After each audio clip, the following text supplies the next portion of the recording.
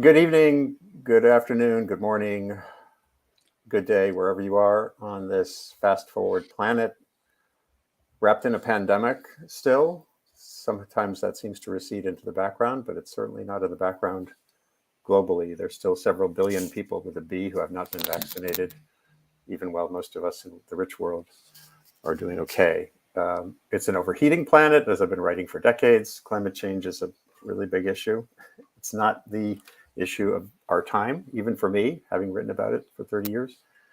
Conflict and the disruption that's happening, starting in Ukraine, but building out of long histories, what Vladimir Putin is doing to not just Ukraine right now, which is horrific, but to global systems and what you might call order is astonishing. Its pressures have built over decades that have led to this crisis, which is still emergent and largely relates to what one person decides to do or not do and the people closest to him. I'm really honored today to lead a discussion focused on food to some extent, but also in the general picture from Ukraine with a wonderful galaxy of experts and journalists here. You'll meet them in a second. A prime focus will be the food systems in both in Ukraine and extending outward from that part of the world to Northern Africa and area called MENA, the basically Middle East, North Africa, which is highly dependent on grain from this region. We're in the planting season, we're in the fertilizing season in Ukraine, and you'll hear about that and how it's been disrupted. Battlefields are replacing what has been a breadbasket. I'm Andy Revkin at the Columbia Climate School Earth Institute, and here we go. The headlines today are again, showing how war and food are incompatible. Here, a new angle has emerged. Russian ships block, or Russian fleets are blocking ships carrying grain exports. That's just a tiny facet of the problem we're facing, and Ukraine is facing. Today, so we have Anna Bulak, who's in Western Ukraine. She's at Kyiv School of Economics and has a multidisciplinary expertise in all things related to security and resilience, from the internet to defense policy, international security. Anna, I got to know you briefly through that Tufts University webcast a week or so ago, or maybe it was a month ago. I don't know. Time has lost meaning. It's great that you could join us. And Oleg Nivievskyi, who's also from Kyiv School of Economics, right now in Germany, one of several million dislocated people. Tobias Heidland, who is at the Kiel Institute, Kiel University in Germany. And my old friends, Dennis Dimick, a longtime National Geographic editor, both the stories, packages, series, and particular imagery, photography. Dennis has grown up with a deep interest in agriculture, coming from one of the ag breadbaskets of the United States. And Maryn McKenna, who's one of my good friends, who's a systems-based journalist. She had a really good piece in Wired this week on food disruption reverberating out of Ukraine. And Maryn was and remains on the COVID beat as well, has been a guest on this program many, many times. I thought we'd start with Anna. You're in Western Ukraine. You have your digital finger on the pulse of everything going on. And if you could just give us a couple of minutes of a snapshot of your perception of what's happening, that would be really helpful. Yes, hi. Can you hear me well, or I'm breaking? Yeah, no? Okay, great. Yeah, good. I had to leave Kyiv just for security reasons, though internet in Kyiv, I think, more stable than in Western Ukraine mountains, but it's more peaceful here. For the past 3 weeks, what we have seen on the ground is that Russia tried to seize major urban areas, major cities of Ukraine in their plans for 72 hours, but they haven't reached their goal. So that's why the tactics as opportunists in warfare and in diplomacy in all spectrums of foreign affairs. So they switch to operations of brutal warfare, I would say it's state crime, as what we've seen, how they're targeting and shelling civilian critical infrastructure. And in this stage, we have more civilian casualties rather than defense forces.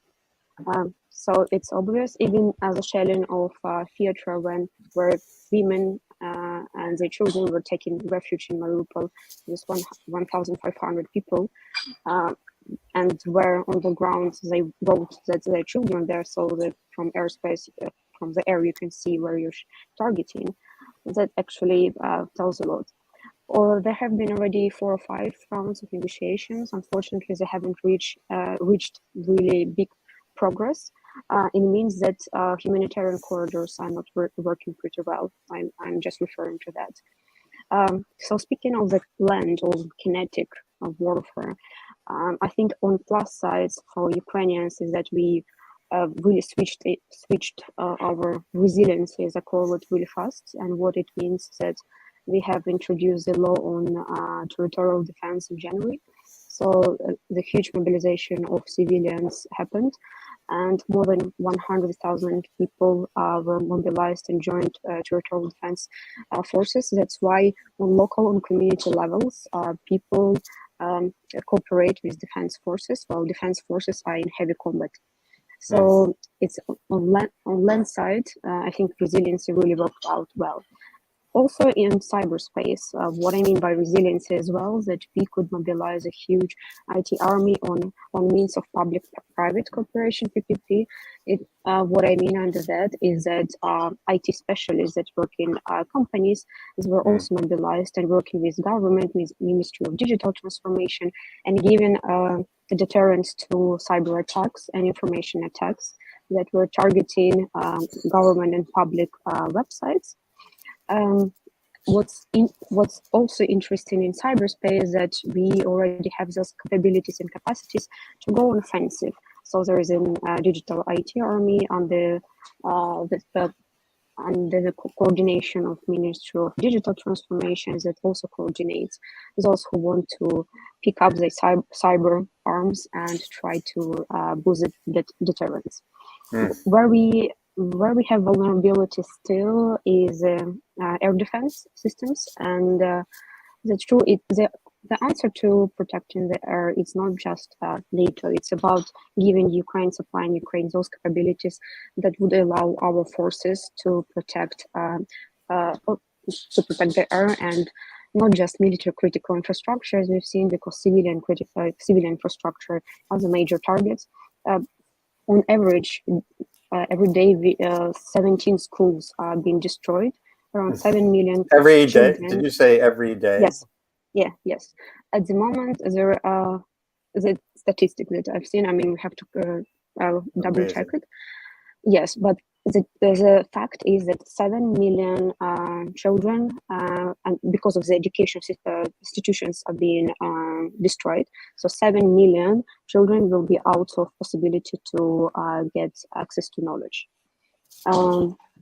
That is a fact. And yes, the statistics was 17 schools per day when the heavy fighting were happening. So 7 million of children would have a lack of access to education. That's already a problem. Also, schools, medical facilities, civilian infrastructure being a target, so it will have a long-term consequences.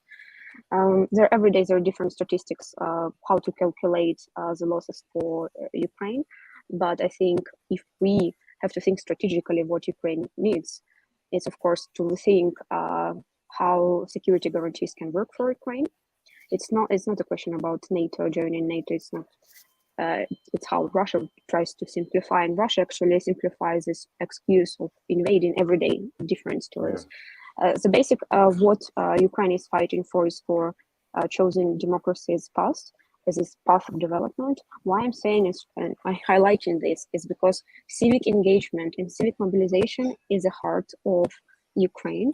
That what we see is actually in resiliency. Why society is so embedded now in security and defense, and there is 97% of trust in what the government is doing now across Ukrainian society. What it means that resiliency really works, that society is really engaged and society is mobilized to help. And that's actually what annoys Russia, because it wants to suppress and not to allow that in post-Soviet state such development could happen. So we chose that path, and Russia decided to invade. What's necessary for Ukraine, it's really to develop some kind of security guarantees. Zelensky already offered some frameworks, but what I see is the security guarantees more.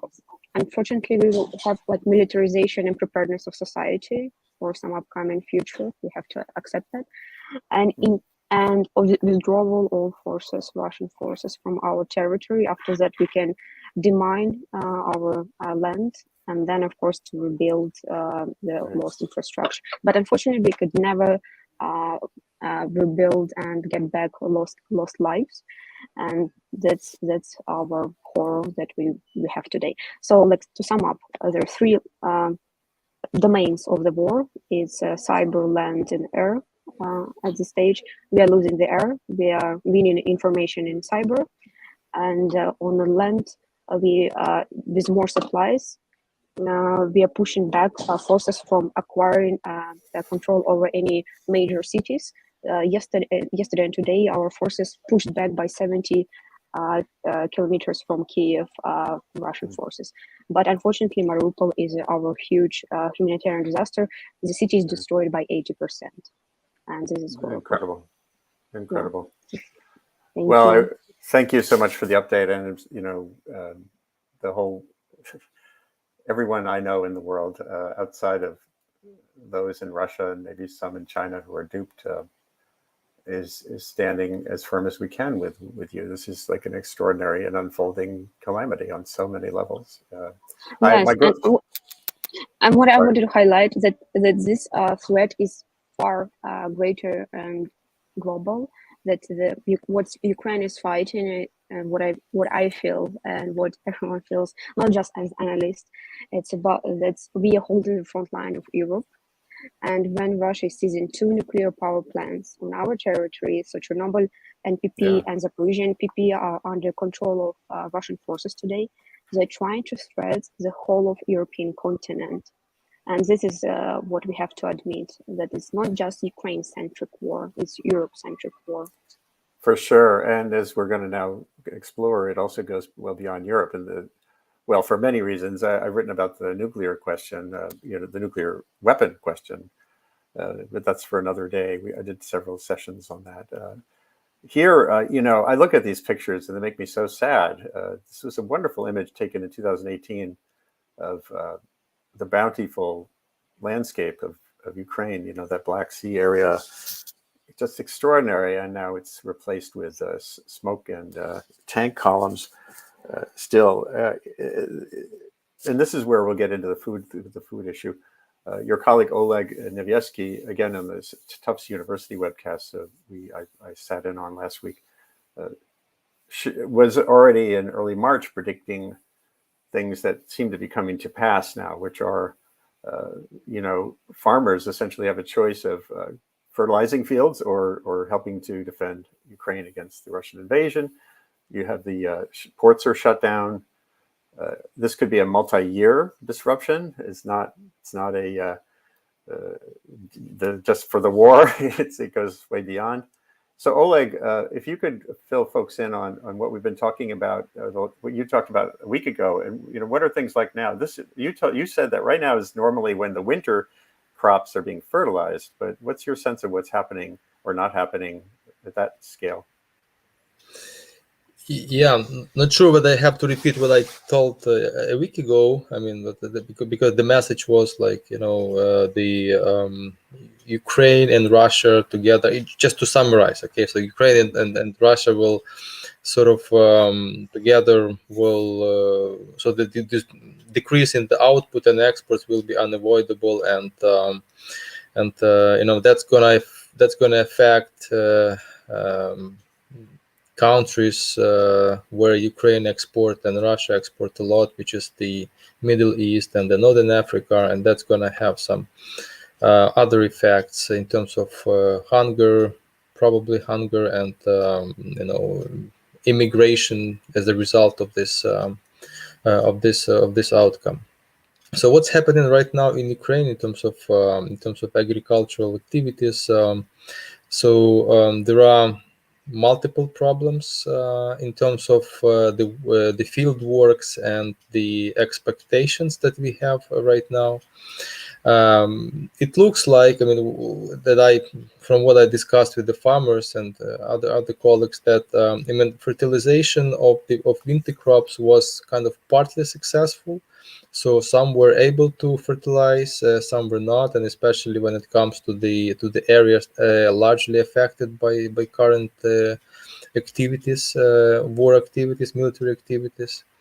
What is at stake right now is planting of spring crops, which is corn and barley. And corn is our kind of dominant crop because we produce way more of corn than of wheat, for instance. And this is really under the stake, under the big question mark, because aside from security situation on the fields, because there are fights going on there. There are lots of areas with mines, and for farmers it's just not secure to go on fields because they could be really exploited on the mines. There are also shortages. So the key reasons right now, the key factors that are limiting field works right now are shortages of fuel. This is the key issue right now. The shortages of diesel, right? Because before, I guess 60 or 64% of diesel and petrol was imported from Russia and Belarus. Now it's not available, and there should be some alternative sources to be found. And there is immense work in this direction from the government and from business itself. But still the time is short, and the fuel is needed badly needed now. So there are some really shortages right now. Also, farmers are competing with the army for diesel. Because the army also badly needs this fuel. That's why this should be also accommodated to some extent. So this is really a key limiting factor right now. Wow. Another factor which is limiting the field works is working capital, because although there is no problem in getting like seeds, fertilizers, and agrochemicals. There is a problem of working capital to buy these inputs, because due to the situation, because the risky environment right now, the suppliers of of agricultural inputs require 100% prepayment. Okay, for the resources, and this is also not available for the farmers. So and that is limiting the amount, the scale of the field work. So but again, the government is sort of trying to tackle this problem. Just a couple of days, the government announced concessional credits for the farmers, 0% in local currency. This is really good option. That would be really good option in normal time. Nowadays, it's that's also should be really helpful. And also, the government guarantees the credits. So in case of default, 100% of the credits would be paid back by the government. So that should really facilitate the access to credits from the farmers. So I think this is really a good step from the government to solve the problem. How it's gonna evolve, let's see. I don't know. We have to see. But it's also kind of the timing is also critical, because the spring crops have to be planted right now. So the middle of March, beginning of April, this is a critical time to get seeds into the soils. If that's not happening, it could be done later, but the yields will be. Just a second. That's okay. But the yields will inevitably will be lower. Okay, right. We'll see how it's developed. And so this is kind of on the outcome, or on the expectation that we have right now, and the problem that the agricultural sector and the farmers are experiencing right now. You mentioned already that the ports are blocked by Russian vessels, and it's considered a really risky area to go in by vessels and traders. I guess 6 million of wheat, exportable wheat, is not yet exported, and also about 15 million tons of corn has not also yet left the country. So it's kind of the exportable volume that the global market is missing right now. And in terms of the some expectations of how much the output and exports could go down this season, we made some rough calculations about the area affected and possible impact on the output. So what we came up with is that about third of the planting area that was kind of expected to be planted in the beginning of the season has been affected. Okay, so that's kind of 30%. And the effect that's gonna have on the output is also sort of quite unclear, but we think that from 30 to 50%. From 30 to 50% decline of agricultural output this year. So this is kind of our expectations according to the information we have right now, and according to the modeling, scenario modeling that we've done a couple of days ago. So this is the update that I have right now. Can you actually give a bit of an update on your personal situation? So you just tell people a little bit about Kyiv School of Economics and how you've had a diaspora to a certain extent. You've got your family there, I can hear. Yeah. No, I mean, Kyiv School of Economics is operational, and so we are trying to to adapt to the current situation that we are right now. So despite all things, we are trying to renew educational process in whatever form it is possible. Bachelor students, for instance, this week renewed the educational process. And I mean, we'll see how it's gonna evolve and whether some changes would be needed to the process. And as far as graduate students are concerned, we're still discussing, because I mean, these are more matured people, and I mean, many of our students are involved into the voluntary activities, and some of them are fighting in the front. And so everybody is pretty much busy and occupied what's happening right now. So we made some surveys where the students are willing to continue education, and the majority are willing to continue education and to study. But of course, resources are really limited. I mean, the human and mental resources are really limited to focus on education. So a couple of hours per day, like 2 to 3 hours a day. I mean, this is the maximum that the students are now willing and able, basically, to focus on education. And we are now thinking to how can we adapt to this situation and to offer something really new, flexible. And we are really trying to cooperate with as many universities as possible to find the way to help us with some resources, courses, programs that could be really established and together with Kyiv School of Economics and also with other universities, because right now we have, for instance, the activity which is called Global Ukrainian University, where we're trying to put together the resources not just for Kyiv School of Economics, but also for other universities affected that are willing to join this initiative. And we also kind of call for proposals and for ideas from all over the world in order to help up, because I mean, it's not just about us; it's about the human capital in the country. Yeah, okay.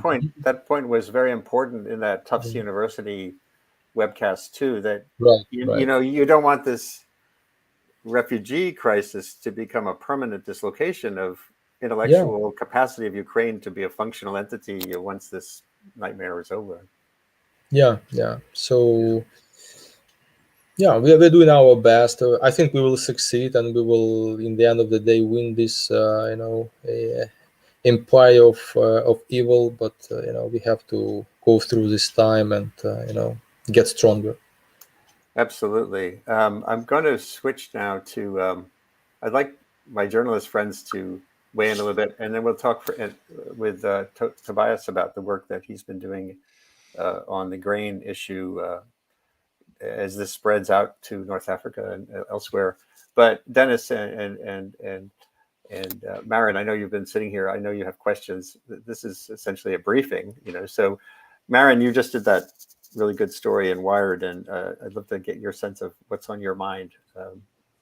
So it's fantastic to hear from the Ukrainian folks. Thank you so much for bringing this knowledge to us when you have so much to deal with yourselves. I hope you know that our hearts are with you. One of the things that I think we haven't talked about adequately yet, and maybe your remaining guest can talk to us about this, is how varied the tentacles of this crisis are. Ukraine and Russia together account for 30%, I think, of the world's wheat, a significant portion of barley. Ukraine has a lock on the sunflowers and sunflower oil market. As you heard, crops that are already stored can't leave the country. Crops that are in the ground that are going to need to be harvested, the winter wheat, for instance, that has to be harvested in the summer is not, will not be able to come out of the ground. The next season's crops can't be planted. So we're looking first at a cascading loss of food crops over possibly a couple of seasons or a couple of years. The World Trade Organization said, I think yesterday, that they're considering that there may be no input into the global food market from Ukraine or Russia for 2 entire years. So what are some of the tentacles of that? Well, as I think your other guest is going to speak about, and as we've sort of referred to a little bit, imports from the Black Sea are particularly important to the Middle East and North Africa, places where the diet is based on wheat, as opposed to rice in Asia and South and Southeast Asia, as opposed to potatoes and other carbohydrates in other parts of the world. Those are countries that depend very much on having wheat imported. Before this crisis began, food prices were already at an all-time high. Wheat itself was at a 14-year high in pricing. So countries that were relying on imports, where the imports are no longer available and remaining foodstuffs are going to be higher priced, are at risk not only of hunger, but of civil unrest. We should remember that the Arab Spring, more than 10 years ago, started in part as a response to food insecurity. The other things I'm thinking about, and these are very long tails, I mentioned sunflower. This is not just a loss of sunflower oil, but sunflower products are very important for a very wide range of what we think of as processed or further processed foods that are made in other countries. That supply chain could dry up. And here in the United States, where we're not exactly overabundant with wheat right now because there's already a drought in the Western Plains, there are conversations in the US and also in the United Kingdom about whether the response should be to reverse conservation set-asides, both the Conservation Reserve Program in the United States and rewilding programs in the UK. This was just discussed in The Guardian a day or two ago, that those set-asides on behalf of conservation and to break down concentrated grain production and diversify it could be arrested or reversed if this hole in the international grain economy continues for a couple of years. So those are some of the things that are on my mind. Those are important things, points. And I think, Tobias, this is a good moment for you. And Dennis, hang in there. I really appreciate your being here. But Tobias, maybe you could talk through the modeling you've done about price and availability. Yeah, thank you. So what we did about 2 weeks ago was sit down and think about how can we adjust the trade model that we have at the Kiel Institute to give us some idea of the likely ripple effects. Anna for example, said this is something where it's not just the Ukraine, but this is really something not only for Europe, but also for the rest of the world. And so what we thought immediately was, well, we need some kind of estimate of the longer term effect if this is indeed a sustained crisis. So to be very clear, you can also see that on the tab that Andy is just showing. These are long-term effects. So this is basically if Ukraine cannot export any food for quite a while, what would be kind of the new situation? And the only kind of shock that we've added here is via wheat and cereals. And Oleg has said fertilizers, and that's another issue. There are other products which clearly would make the shock larger, would probably affect many other countries. This is just wheat, corn, sorghum, and other products that are grown in the Ukraine. And we can see here mirroring what some of the previous speakers said. It's particular countries in that are heavily dependent on wheat-based diet and not producing enough of these grains themselves. Other countries, if you look at the equatorial countries, which have a different diet, are less affected. And that can give us some idea of where we will see the ripple effects of the Ukraine crisis in other parts of the world. And within these countries, you have to imagine that it's not the upper middle class and upper classes who will feel this more strongly, but it's rather the people whose budgets are already limited. So there's a distributional aspect within country, and that will differ also by country in its severity. Then if we think about the implications, policy responses by countries come in. If countries have price controls on basic food items, the increasing price can potentially destabilize the government budget, can lead to problems to support other programs. Thinking of countries like Egypt, this can further destabilize not just the situation of the population, but also of the government as a whole. We're seeing, for example, spreads of government bonds increase for several of these countries as markets anticipate these problems, and that could lead to instability in lots of different countries. And to give you a preview of what we plan to do and what we're working on is adding other channels, modeling the effects of, for example, what happens if Russia indeed, as they said, would decrease export of these grains. What happens if Russia, as a major producer of fertilizer, will stop exporting these, and that will affect many more countries, not just the ones dependent on wheat and corn. With these estimates, we hope to give the world an idea of who is affected, what other places should not be forgotten. Although, of course, it's important to focus help on the Ukraine, but to make sure that the long-term effects of this crisis will not be destabilization in Eastern Europe as well as the rest of the world. It's a stunning picture, and it's still early days. Dennis, you oversaw some amazing projects at the National Geographic, among the many other things you've done. And when you look at this, just give people a little snapshot of your decades looking at agriculture and sustainability and resilience. Well, sure. Thanks, Andy, and thanks to all of you for being here. And so I'm a farm kid. I grew up on a farm in Oregon in the West Coast of the United States, studied agriculture in college. And so trying to look at the world through a farm and food lens essentially has been my being for 40 plus years. And that's what sort of inspired in 2009, we did a piece as a response to what Maryn had mentioned about the price spikes in 2008, 2009, and the social unrest. We did a piece called The End of Plenty. And it feels like we're coming back around again to the same thing. And then in 2014-15, we did a 2-year series that was looking at looking at the future of food on the planet when you were at 7 billion people also living in a world of climatic disruption, and where does that put us? And so now here we are. We're now in a situation where we're seeing the effects of climate extremes hitting food production. But then what we're doing is we're also seeing conflict. And one thing that really has kind of bubbled up to me since this began was this idea of multiple breadbasket failure.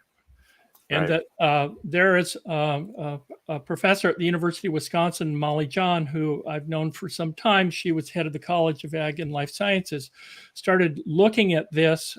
Tony Janitos at the Pardee Center, the late Tony Janitos, they had put out a report on this in 2017. And the thing is, if you were, and that was looking primarily at what happens if you have drought, weather extremes, climate extremes, taking out breadbaskets or minimizing their output. And if you had more than one, if you had Ukraine, Russia, you had East Asia, East China, you had the plains of the US, and then you had South America, what would happen to the world food system if more than one of these went out? Well, here we are right now. Already one of them is at risk. And then we have now, if you just look at the NOAA report that came out yesterday on the climate conditions in say, in the United States, the wheat harvest in the southern plains is at risk or marginal.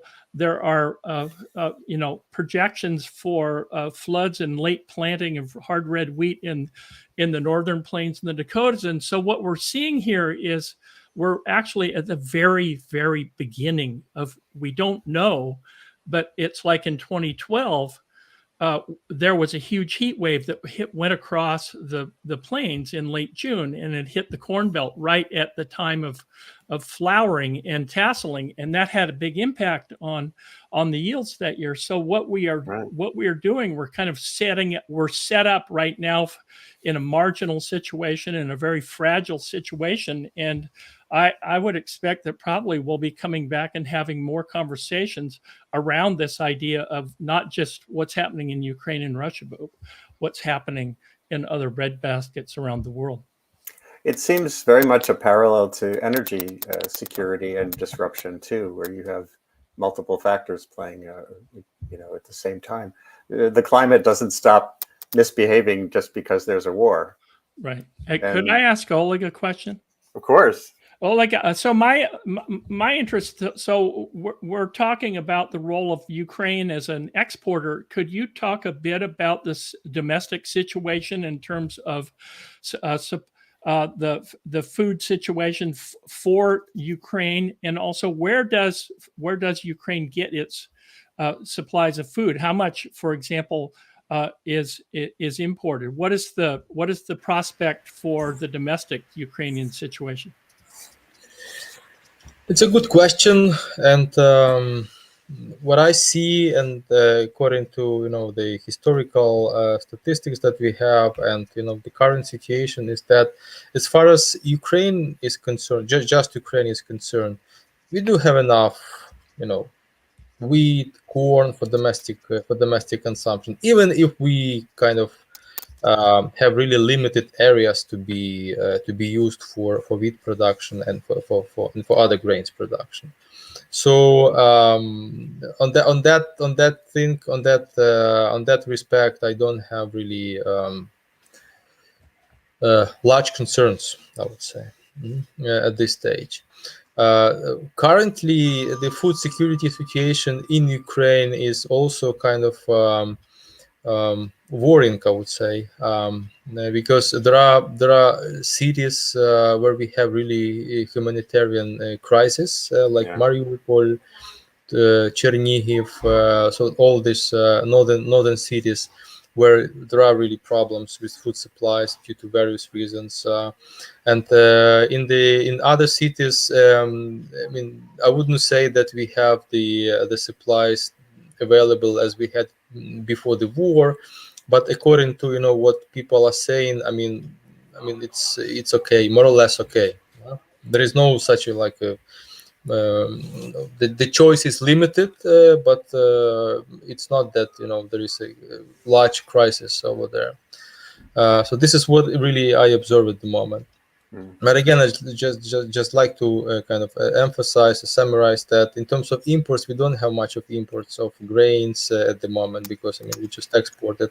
I mean, probably aside from some limited imports of seeds for planting, and probably some really extra types of kind of hard wheat for something else, because I mean we don't have really a lot of hard wheat varieties for domestic production. But again, these imports are really limited. Yeah. I don't know whether you answered the question, Dennis. And actually, Maryn or Dennis, if you have any questions for Anna too, now's a good chance to get some updates on things too. I have some more questions always, but feel free to jump in. Maryn, anything else come to mind? So one of the things that I am picking up from some people who are reporting on the ground, to the degree that they can get their reports out over the past couple of days, is that a target of the war is becoming specifically Ukraine's agricultural, continued agricultural production. That we've been talking about how it's impossible to get things out of the country because the ports are blockaded or not functional, and that labor is not available because people are going to fight, and fuel is not available, and fertilizer may not be available because it's an import. But there were some reports, particularly yesterday, that there is deliberate targeting of agricultural capacity in Ukraine by Russian forces, farms being co-opted, agricultural depots being bombed. And if there are any more or better or confirmatory reports of this, it's incredibly dismaying, but I would love to hear about them.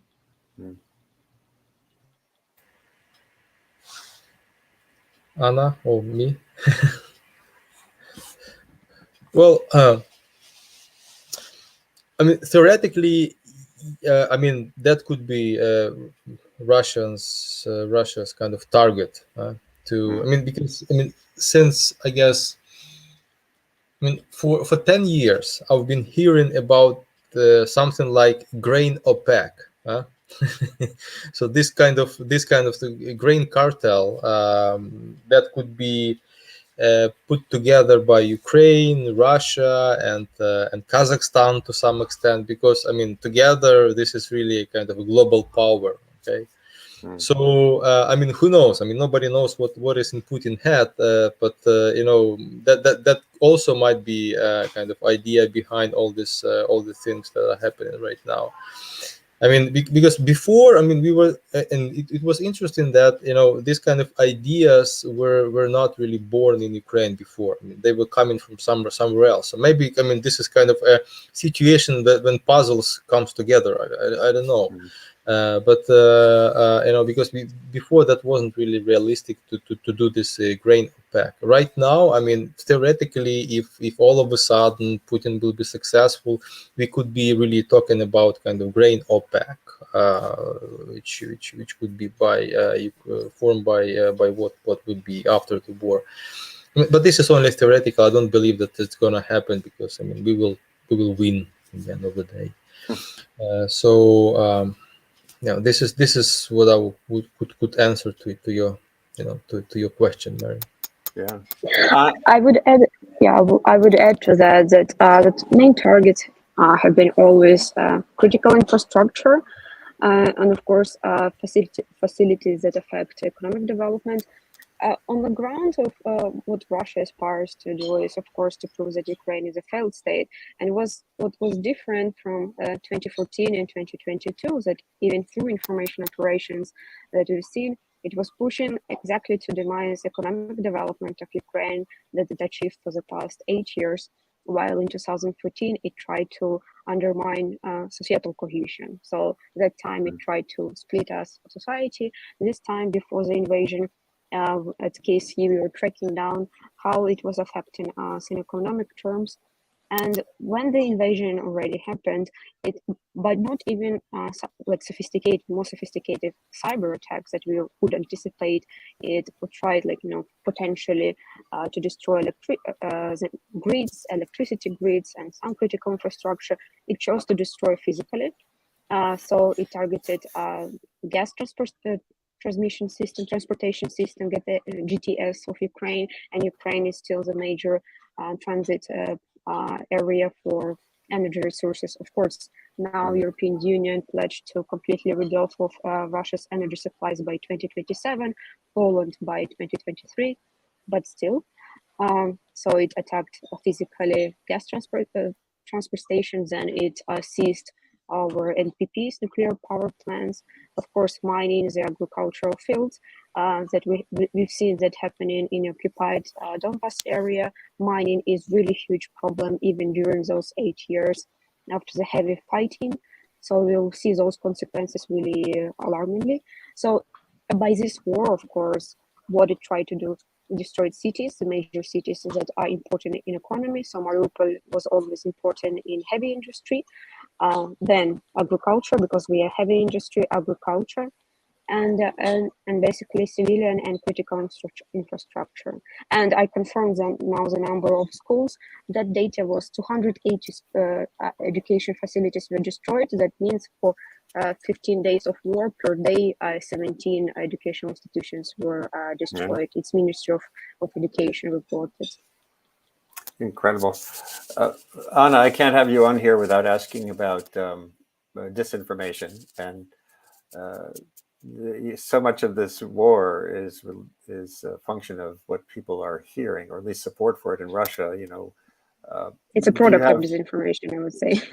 Yeah, right. I guess that's a way to put it. Do you have any recommendations for the average person outside of Ukraine on how to help on that front?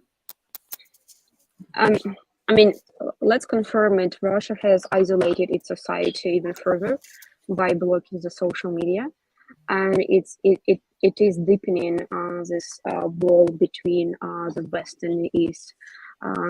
So, what are as recommendations, of course, is not to fall into narratives that Russia has been trying to spread for the past 10 years. And then to switch on logic when you hear those narratives. The primary narrative around Ukraine, that it's not sovereign state, that it's brotherhood or brotherhood state, that we are not, that we have common history, but we don't have, we have our own history, that we are nationalists. But I would say that this 97% of unification of Ukraine happened exactly on security grounds, not on any religious, language, or nationalistic sentiments. And when we've been surveying, or in 2017, I had a field trip, trying to understand why defense volunteers went to pick up weapon and defensive land. It was not for nationalistic motivation, but the security of the family and security of the territory of Ukraine, national security. So that block of narratives, and I'm seeing that a lot in Western media sphere, how Russian kind of proxies in foreign languages are still trying to spread those narratives, and those narratives can be supported by many arguments, even under the Arnold Schwarzenegger's speaking to you today video. Because there are things that are going on in the world that are being kept from you. What did you think of that? Have you heard anything about how that's playing out in the? It's difficult to say, because even having been kind of on contact with government, our government, and many organizations that are trying to outreach to Russian population with anti-war messages, the money that we are spending on buying traffic and trying to outreach to them that message does not work well today. Unfortunately, Russia has failed to develop this really strong civic society and build this kind of trust in civic society. That's why today's our efforts to spread those messages, they're still kind of not reaching out, not living really well. They're not perceiving them still. And that's a problem for today, unfortunately. Maybe we have not found those kind of path to their heart, but they're really fed with this kind of vacuum of information quite a lot. And what's important today in information space is not to fall to the manipulation around those narratives about the Ukraine as a failed state and why is it devastating crisis that it's already plunged on our economy. It will be trying to develop this narrative and the narrative about the West and NATO as posing the threat to Russia. Unfortunately, again, I'm highlighting it will be more difficult to mobilize and to outreach to Russian population, but I mean, the efforts are ongoing. Definitely. Maryn, you've focused a lot on disinformation in the context of COVID and generally, so I don't know how much of this, how do we cut through in that big scale to help Russians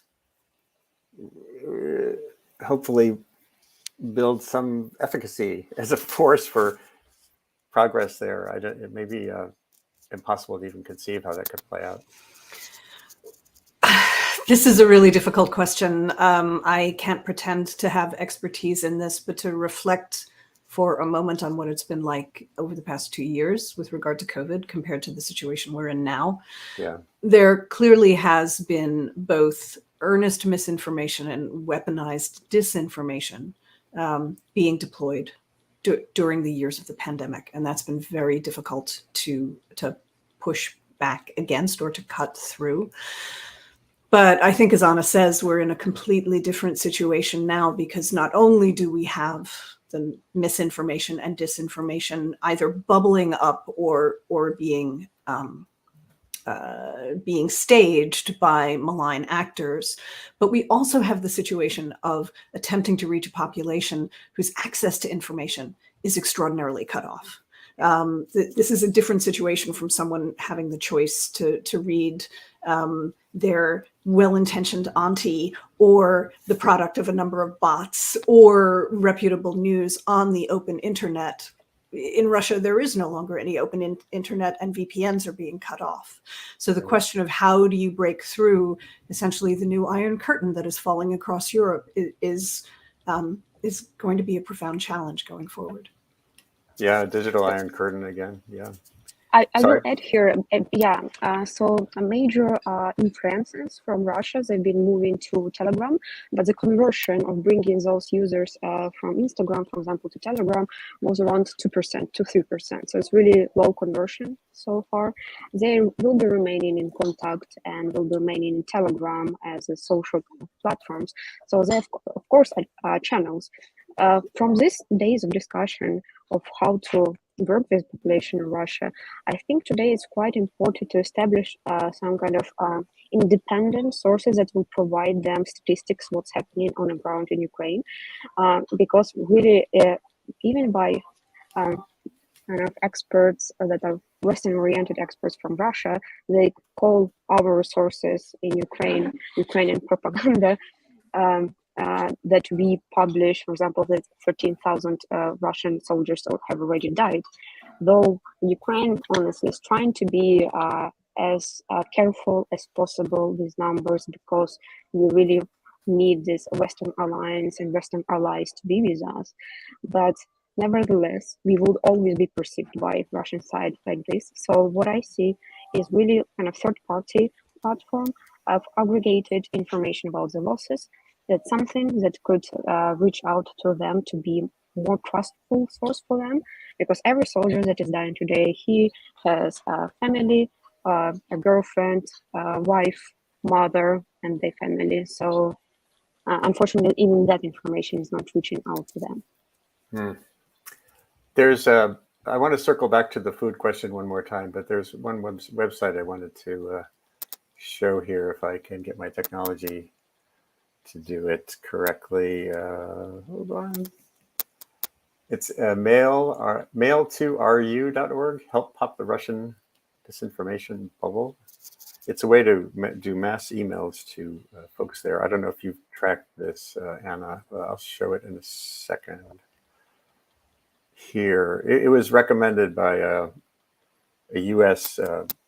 International policy expert, Ian Bremmer, who is writing a lot about Ukraine. So this is the site. It allows you to 50 million emails sent and counting. I don't know if this is the kind of thing that is just sort of window dressing, or can this help? Yeah, as I'm been part of IT community in Ukraine since 2019, and working now with synthetic media companies that actually potentially this technology is used to create deepfakes, and we've seen Russians actually created one. So our IT community also joined some of these initiatives when calling to Russian citizens or sending lots of emails. But again, the turnout, I mean, we never know how it converts. The conversion is still the problem. But definitely that's something that's possible to do. So worth trying. It's worth experimenting. Yeah, of course. Mm-hmm. I wanted to circle back to the question that really got us going this morning. I know Oleg had to leave, but to you, Tobias, again, what are the warning signs we should look for in the weeks and months ahead for that wave to be starting to impact beyond Ukraine, specifically, in the MENA countries, et cetera? What are the things that you will watch that show the difference when the model is being validated? Well, yeah. So if you're following kind of global price changes, that's something interesting to get a reading for. So, for example, wheat went up considerably. Oil prices in Europe are basically back to before the crisis, although the prices at the petrol stations haven't gone down. It tells you something about who's probably making a lot of profit right now. So if you want to have a short-term reading, that's definitely something to follow. Then the big international organizations, big NGOs are preparing their communications, are already communicating regarding their specific areas of expertise, like avoiding famine, bringing people humanitarian support. So that's something important to follow.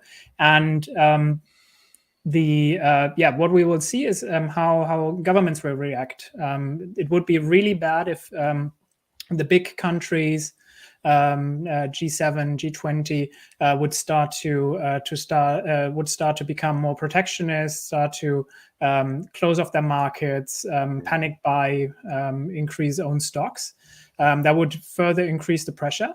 And thanks for showing this on the screen. That was what I wanted to come to. Well, we have kind of a third crisis which is hitting us now, and especially poorer countries. First, the long-term crisis from climate change. You have, as shown on the graph, you have a famine in southern Madagascar at the moment. You have really problematic climatic and weather conditions in the east of Africa, which will affect harvests there. And then, in addition, you have COVID, from which most countries around the world haven't yet recovered. And then, in addition, there's the shock from the Russian invasion of Ukraine, and so it will be some countries which will be hit by three crises, basically building on top of each other.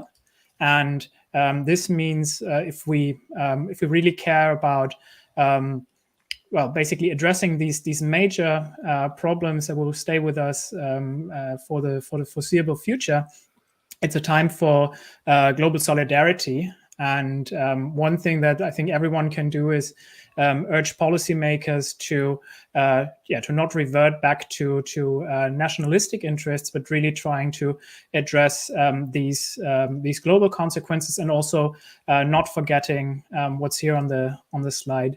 The long-term risks that climate change poses for all of our livelihoods. Yeah, one resource I've discovered recently is this open, it's economic complexity. It's an amazing data source, or at least data tracker. Here you see this is Egypt's imports, and Russia and Ukraine are a really big part of what happens in Egypt. And Egypt has all these other factors again that will determine its food security going forward. Maryn, you're tracking this too. So as a journalist and Dennis too, what signals are you keeping track of? Well, one thing I would be doing is looking elsewhere to look at things like percent of normal of crop planting in other areas of the world. Given the pervasiveness of remote sensing and satellite imaging, there's a real increase in the ability to monitor things like soil moisture. That tells you quite a lot about the potential of crop yields in various regions. The World Agricultural Production Report from USDA is one place to look. I put a link in the chat there for you, but it's like that thing is renewed, and it's renewed at least monthly, and it does show where, for example, where we're seeing soil moisture problems. That's kind of like if you don't have water, you can't grow the crops, and that's kind of an early, like it goes back to the famine early warning system. You're looking for the conditions that are in place that will prevent harvest. Right.